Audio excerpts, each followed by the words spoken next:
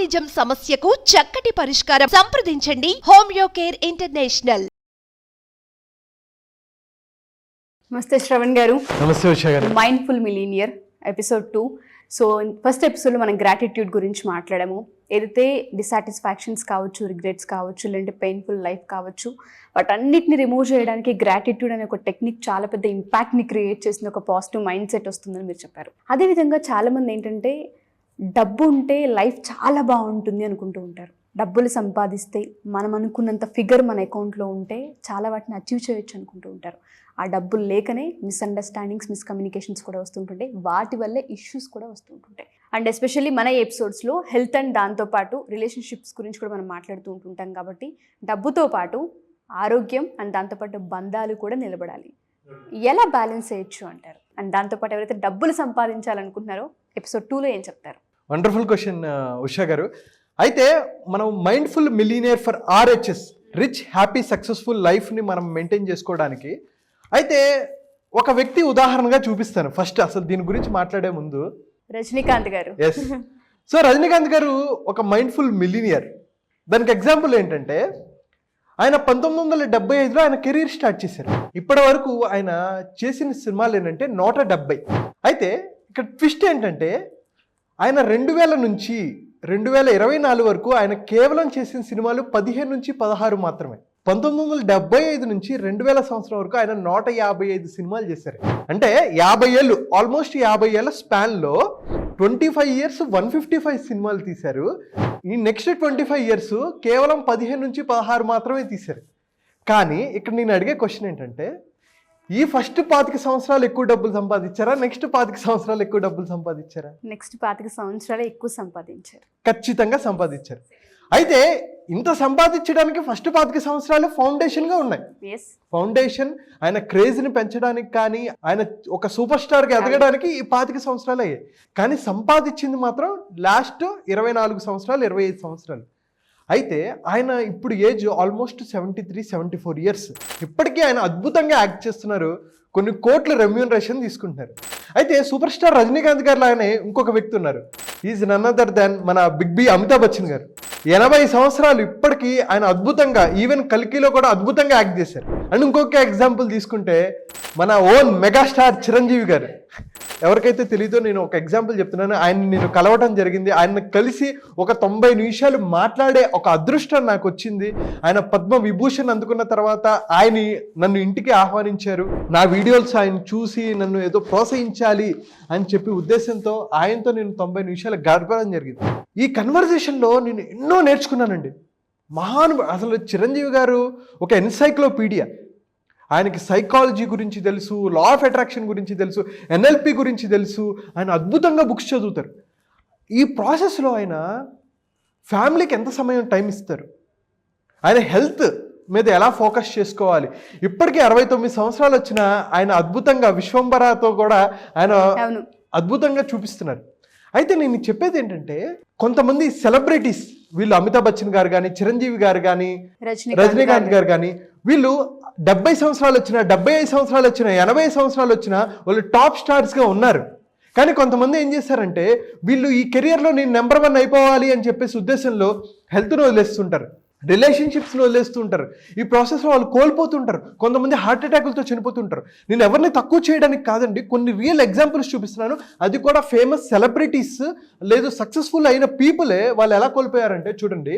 ఈయన పేరు విక్రమ్ కిర్లోస్కర్. ఆయన టొయోటోని ఇండియాకి తీసుకొచ్చిన వ్యక్తి. ఆయన MD, మేనేజింగ్ డైరెక్టర్. ఈయన హార్ట్ అటాక్తో చనిపోయారు.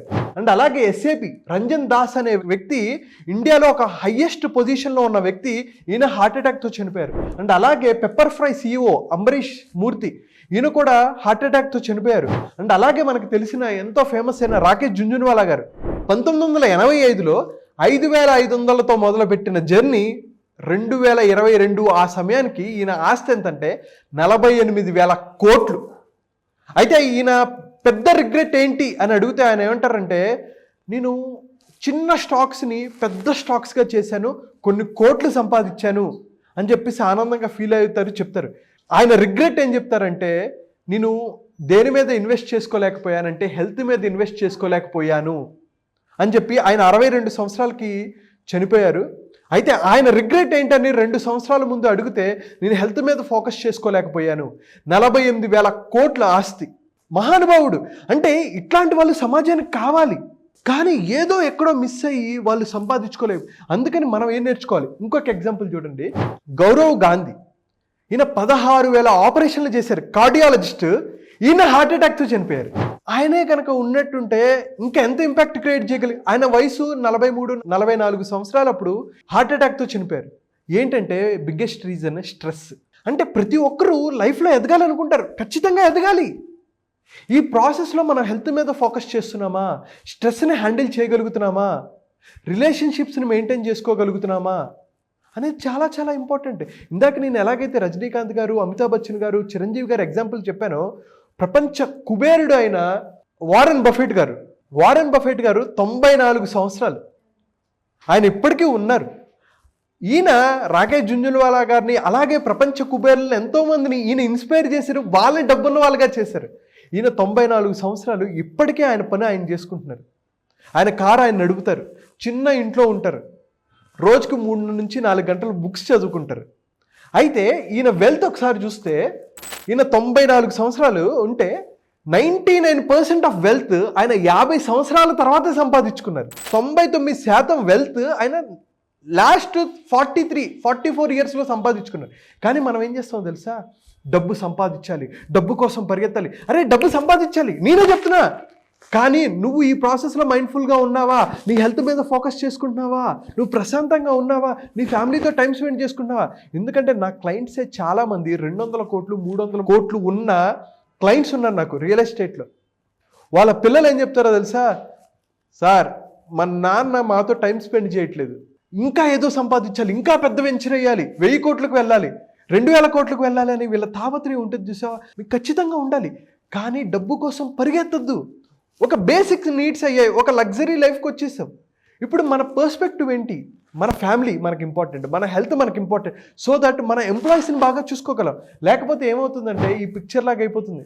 ఒక యవ్వనంలో ఉన్నప్పుడు పరిగెడతాం, మన దగ్గర డబ్బు వచ్చేది, మన ఫ్యామిలీతో టైం స్పెండ్ చేసుకుందాము, మన హెల్త్ మీద ఫోకస్ చేసుకుందాం అనేసరికి డెడ్ ఎండ్కి వచ్చేస్తాం, చనిపోతాం. సో ఈ మైండ్ఫుల్ మిలీనియర్లో ఫర్ రిచ్, హ్యాపీ, సక్సెస్ఫుల్, ఎందుకు దీని మీద నేను పర్టికులర్గా ఫోకస్ చేస్తున్నానంటే, నేను ఎంతోమందిని చూసి అరే వీళ్ళ లైఫ్ అన్నీ ఉన్నాయి కానీ ఏదో మిస్ అవుతుంది అని వాళ్ళే నా దగ్గరకు వచ్చి చెప్పిన వాళ్ళు ఉన్నారు.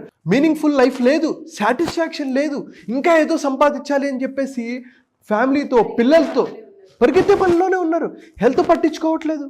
ఏం చేసుకుంటామండి? కొన్ని కోట్లు ఉన్నాయి, ఎవరు కాపాడగలుగుతారు మనల్ని? సో ప్లీజ్ దయచేసి ఈ మైండ్ఫుల్ మిలీనియర్లో నేను చెప్పేది అదే, హెల్త్ మీద మీరు ఫోకస్ చేయండి. దీనికోసం నేను కొన్ని టెక్నిక్స్, నేను Japanese techniques, Chinese techniques and అలాగే మన ఆయుర్వేదంలో కొన్ని వేల సంవత్సరాల నుంచి ఏం చెప్పున్నాయి అనేది మనం డిస్కస్ చేసుకుంటామండి ఎపిసోడ్స్. మన సిరీస్లో కూడా మనం మాట్లాడుకుంటాం. 7 days వర్క్షాప్ ఉంటుంది. December 20 నుంచి ఈ 7 days ఎవ్రీడే ఒక 90 minutes సెషన్ ఉంటుంది. దాంట్లో ఒక రోజు కేవలం హెల్త్ గురించి మనం మాట్లాడుకుంటాం. హెల్త్ ఎలా బెటర్ చేసుకోవాలి, ఎలా అద్భుతంగా మీరు చేసుకోవాలి. 3 times మీకు ఎప్పుడైతే హెల్త్ ఉంటుందో ఆటోమేటిక్గా మీరు చేసే పనులు బాగా చేయగలుగుతారు, ఇంకా ఎక్కువ డబ్బులు సంపాదించుకోగలరు. మీ బిజినెస్ కానీ, మీ కెరియర్ కానీ, మీ ప్రొఫెషనల్ లైఫ్లో ఇంకా అద్భుతంగా ప్రవర్తించగలరు. మీరు 7 గంటలు చేసే పని 9 గంటలు కూడా చేయగలుగుతారు.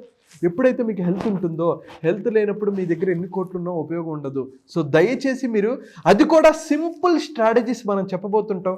మెడిటేషన్ చేస్తాం, chakra meditation, mindfulness, visualisation, affirmations and అలాగే కొన్ని NLP techniques, law of attraction techniques. నేను లా ఆఫ్ అట్రాక్షన్ పూర్తిగా చెప్పను, ఎన్ఎల్పి పూర్తి, దీంట్లో నుంచి కొత్త కాన్సెప్ట్స్ అండ్ అలాగే ఇంకా ఏవైనా కొత్త కాన్సెప్ట్స్ ఉంటాయి, వాటన్నిటిని పెట్టి నేను ఒక సిగ్నేచర్ ప్రోగ్రామ్ డిజైన్ చేశానండి. ఇది కనుక మీరు అటెండ్ అయ్యి మీకు రిజల్ట్స్ రాకపోతే, మీరు ఎంతైతే దీంట్లో ఇన్వెస్ట్ చేస్తారో ఆ డబ్బులు నేను రిటర్న్ ఇచ్చేస్తాను. ఎవరో నాకు తెలిసి ఓపెన్గా ఛాలెంజ్ ఇవ్వలేదు. మీరు 7 days అటెండ్ అయ్యి నేను చెప్పింది చేసి రిజల్ట్స్ రాలేదా, నేను డబ్బులు పూర్తిగా ఇచ్చేస్తాను, ఇంకా కావాలంటే డబుల్ అమౌంట్ ఇచ్చేస్తాను. ఇంతకు మించి వాళ్ళకి ఇంకా ఏం గ్యారంటీ కావాలి? బట్ మీరు అన్నట్టుగానే చాలామంది ఏంటంటే ఇవాల్టి జనరేషన్లో ఎంత సంపాదించామా, ఇంకెక్కడెక్కడ సంపాదించగలం అన్న స్కోప్ చూస్తుంటుంటారు తప్ప మన హెల్త్ ఏ విధంగా ఉంది, ఫ్యామిలీతో ఎంత టైం స్పెండ్ చేస్తున్నాం, అసలు ఫ్యామిలీలో ఏం జరుగుతుందన్న కమ్యూనికేషన్ కూడా చాలామంది అసలు కంటిన్యూ చేయరు, ఆ ప్రాసెస్ని తెలుసుకోరు. దానివల్ల మిస్అండర్స్టాండింగ్, స్ట్రెస్, యాంగ్జైటీ, డిప్రెషన్, దాంతోపాటు సూసైడ్స్ చాలా ఎక్కువగా పెరుగుతున్నాయి వాటి వల్ల. సో మీరు అన్నట్టుగా ఎవరైతే మా ఈ ఎపిసోడ్ చూస్తూ ఉంటుంటారో ఫ్యామిలీలో స్ట్రెస్ ఎక్కువగా కనిపిస్తూ ఉంది, మా ఇంట్లో సంపాదన ఉంటుంది తప్ప మనశ్శాంతి ఉండదు, స్ట్రెస్ ఉంటుంది, ఎప్పుడు ఏదో ఒక టెన్షన్స్తోనే లీడ్ చేస్తూ ఉంటాం లైఫ్ అనుకున్న వాళ్ళందరికీ కూడా ఎలా బ్యాలెన్స్ చేయాలి, హెల్త్ని ఎలా మనం రీక్రియేట్ చేసుకోవచ్చు, పోయిన హెల్త్ని ఎలా సంపాదించుకోవచ్చు అన్న వాటిపైన ఎపిసోడ్స్ ఉంటూ ఉంటాయి. సో దయచేసి ఫ్యామిలీలో ఒక్కరి ఎపిసోడ్ చూసినా అందరికీ షేర్ చేయండి. చాలా ఇంపాక్ట్ని క్రియేట్ చేస్తూ ఉంటుంది ఈ 7 days కూడా క్లాస్. ఎవరికైనా ఇంట్రెస్ట్ ఉండి జాయిన్ అవ్వాలనుకుంటే కింద స్క్రోల్ అవుతున్న కాంటాక్ట్ నెంబర్ని కాంటాక్ట్ చేయొచ్చు. థ్యాంక్ యూ అండి. Thank you so much. Thank you Usha గారు.